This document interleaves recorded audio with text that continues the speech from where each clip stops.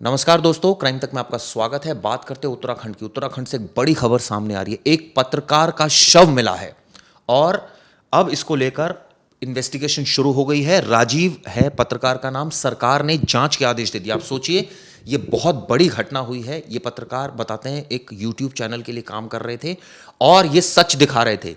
ऐसा आरोप है कि कुछ लोगों से उनको धमकियां मिल रही थी और उसके बाद उनका शव मिलता है। क्या ये हत्या का मामला है? कैसे उनका शव मिल गया? प्रवेश। देखिए, ये 18 सितंबर की बात है। जो राजीव प्रताप हैं, उनकी उम्र 36 साल है। ये अपने दोस्त शोभन सिंह के साथ ऑल्टो कार में निकलते हैं और शोभन सिंह से कार मांगते हैं। बोलते हैं कि आप ये मुझे कार दे दो। और अचानक से नेक्स्ट डे लापता हो जाते हैं। उनके बारे में कोई अता पता नहीं। 19 तारीख को जो उनके दोस्त थे वो जाते हैं, उनकी वाइफ को बताते हैं और पुलिस में इत्तला करते हैं। इसके बाद में गुमशुदगी रिपोर्ट लिखाई जाती है और इन्हें ढूंढा जाता है। थोड़े दिन बाद इस केस को गुमशुदगी के बाद किडनैपिंग में दर्ज कर लिया जाता है। किडनैपिंग का मामला करके ढूंढा जाता है। थोड़े दिन बाद जो है इनकी गाड़ी जो है ऑल्टो कार, वो उत्तरकाशी में ही भागीरथी नदी के पास मिलती है। लेकिन उस कार में इनकी डेड बॉडी नहीं थी। डेड बॉडी जो है वो कल मिली है। और डेड बॉडी मिलने के बाद परिवार वाले आरोप लगा रहे थे कि इन्होंने हाल फिलहाल में एक न्यूज़ किया था जिला अस्पताल पे। वो जिला अस्पताल वाली न्यूज़ वायरल हुई थी। उसके बाद इन्हें काफ़ी धमकियां आ रही थी, जान से मारने की धमकियां आ रही थी, जो इनकी पत्नी ने आरोप लगाया है। और उनके बाद सीधा सरकार की गलती है। सीधा सीधा सरकार पर सवाल उठता है कि एक पत्रकार को धमकी मिल रही थी, उसने पुलिस में कंप्लेंट की थी इस बाबत? नहीं, कंप्लेंट नहीं की थी। अपने घर वालों को शेयर की थी और उनकी पत्नी बता रही है कि वो परेशान रहते थे इसी बात को लेकर और बड़ी चिंतित रहते थे। अब इसमें सवाल ये है कि उनकी डेड बॉडी मिली है, क्या ये एक्सीडेंट था, गाड़ी गिर गई? लेकिन अगर गाड़ी पानी में गिर गया तो डेड बॉडी अलग कैसे है? और क्या उन्हें तैरना आता था? क्या उनकी हत्या तो नहीं की गई? ये तमाम सवाल हैं। और ये सवाल इसलिए उठ रहे हैं अभी क्योंकि उनके घर वाले ही आरोप लगा रहे हैं कि वो भ्रष्टाचार के खिलाफ जो है वो मुहिम चला रहे थे, न्यूज़ चलाते थे। सरकारी अस्पताल जिस तरह उन्होंने कवर किया था, उसके बाद से उनको बहुत सारी धमकी आ रही थी। और चिराग जी, ये अपना जो यूट्यूब चैनल चलाते हैं उसके 3000 से ज़्यादा सब्सक्राइबर हैं। इंडिपेंडेंट जर्नलिस्ट हैं और दिल्ली उत्तराखंड लाइव करके जो इनका चैनल है वो चलाते हैं। एसडीआरएफ टीम को जो है इन्फॉर्मेशन मिली कि एक डेड बॉडी है जो तैर के आ रही है।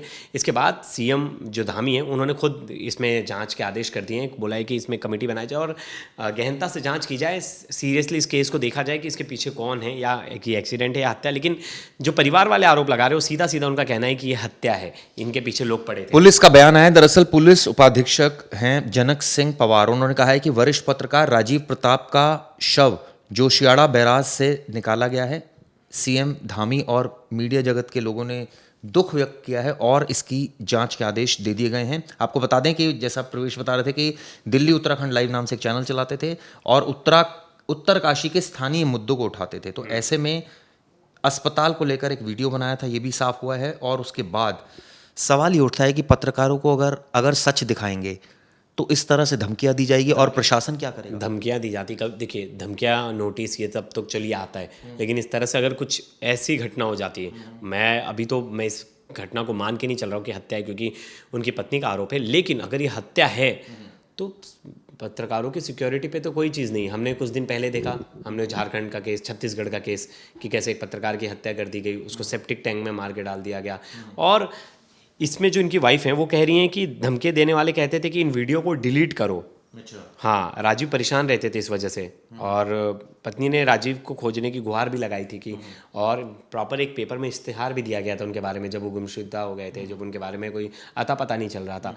उनके जो दोस्त हैं उनका भी यही कहना है कि मुझे इस बारे में कोई जानकारी नहीं थी, वो रात को कहाँ चले गए, फिर उनकी गाड़ी कहाँ कैसे मिली, इसके बारे में उनके पास भी कोई इन्फॉर्मेशन नहीं है। लेकिन सोचिए, अगर इस तरह की चीज़ें होती हैं और आप सोचिए गाड़ी मिल जाती है 19 सितंबर को, लेकिन आज 8 दिन बाद 9 दिन बाद शव मिल रहा है। इतना समय चला गया। और आप या तो एनडीआर कहाँ थे इतने दिनों तक? पुलिस क्यों नहीं खोज पाई इतने दिनों तक? अचानक एकाएक शव मिलता है। ये बड़ी ही एक रहस्यमय परिस्थितियों में मौत हुई है। अभी भी इसमें कई सारे सस्पेंस क्रिएट है। पुलिस को चाहिए कि सच्चाई का पता लगाए कि वो उनका मोबाइल प्रवेश क्या कुछ बयां कर रहा है, मोबाइल रिकॉर्ड, वो जिस सड़क से गए, क्या वहाँ कोई सीसीटीवी, जिस जगह पर गाड़ी मिली वो कौन सी जगह है, जहां उनकी डेड बॉडी तैरते हुए वो कौन सी जगह है? मैंने 5 सवाल मेरे तैयार हैं जो कि मुझे लगता है पुलिस को इनके जवाब देने चाहिए। पहला सवाल कि इनका मोबाइल कितने बजे स्विच ऑफ हुआ, लास्ट लोकेशन क्या थी, इनके पास जब इनकी डेड बॉडी बरामद हुई तो उसके पास डेड बॉडी के साथ क्या उनका मोबाइल था, उनकी बाकी चीज़ें थी। तीसरा चीज़, कार में क्या क्या चीज़ें थी जब क्या कार मिला, और सिर्फ कार मिला तो या तो दरवाज़ा खोला गया होगा फिर वो बाहर निकले होंगे, ऐसा कुछ हुआ होगा, लेकिन कार के अंदर डेड बॉडी नहीं थी। तो कार अंदर कैसे गई, कार के अंदर क्या क्या चीज़ें थी, फॉरेंसिक रिपोर्ट जो है और पोस्टमार्टम रिपोर्ट है वो कब तक आएंगे, उसको कितना समय लगेगा, क्योंकि जो इनिशियल ये पोस्टमार्टम क्या साफ हुआ है कि जो जोशीमाड़ा बैराज से इनका शव निकाला गया है, जोशीआड़ा सॉरी, कार कितनी दूर थी इनके जहां से शव निकाला गया? तो बहुत दूर थी, बहुत दूर थी, काफ़ी दूर थी। मतलब आप समझ लीजिए दोनों के अंदर 2-2.5 किलोमीटर का फासला है, इतना दूर मिले तो चलिए पानी में से तैर के डेड बॉडी आगे जा भी सकती है। लेकिन ये देखना होगा ना चिराग जी, मैंने जो 5 सवाल बताए कि क्या उनका mobile phone, last location, last call history, किसने को कॉल किया गया, जिस लोकेशन से ये गायब हुए इनका मोबाइल नंबर बंद हुआ होगा, उस आसपास के लोकेशन में कितने मोबाइल एक्टिव थे, उनके कॉल डिटेल्स।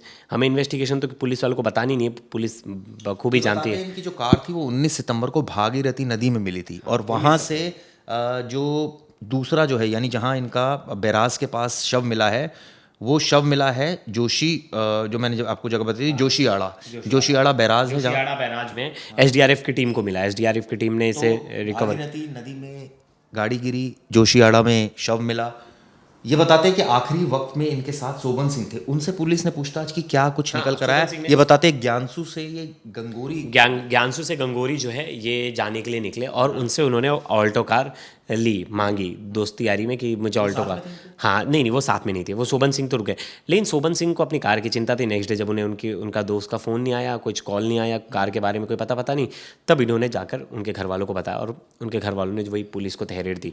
दोस्तों आपने देखा किस तरह से ये एक बड़ा ही रहस्यमय तरीके से मौत हुई है राजीव प्रताप की, और ऐसे में भागीरथी नदी में अचानक उनकी गाड़ी गिर जाती है, नदी से जोशियाड़ा बैराज के पास उनका शव मिलता है, एक्सीडेंट का मामला है, ये हादसा हुआ है, कोई मर्डर है या क्या है, इसके बारे में सरकार को, पुलिस को चाहिए कि सच का पता लगाया जाए। लेकिन उनकी पत्नी के जो आरोप है वो बड़े संगीन है। उनकी पत्नी के आरोपों के आधार पर किडनैपिंग का केस इसमें दर्ज हुआ है, और ऐसे में उनकी पत्नी का ये भी कहना है कि कुछ लोग धमका रहे थे। अस्पताल से संबंधित क्या वो रिपोर्ट थी? अभी तक इसमें पोस्टमार्टम रिपोर्ट सामने नहीं आई है। पोस्टमार्टम रिपोर्ट जब सामने आएगी तब चीज़ें निकल कर क्लियर होंगी, और वही जो 5-6 सवाल हैं वो पुलिस को देने, और पुलिस इस पर कब प्रेस कॉन्फ्रेंस करती है, बाकी डिटेल्स कब बताती है, इसका वेट रहेगा। और हम चाहेंगे कि पुलिस एक जो डाउट्स हैं उसे क्लियर करे और जल्द से जल्द इसमें फेयर इन्वेस्टिगेशन हो और पता लगाया जाए ये हादसा है या हत्या, क्योंकि परिवार वालों का आरोप है कि ये हत्या है।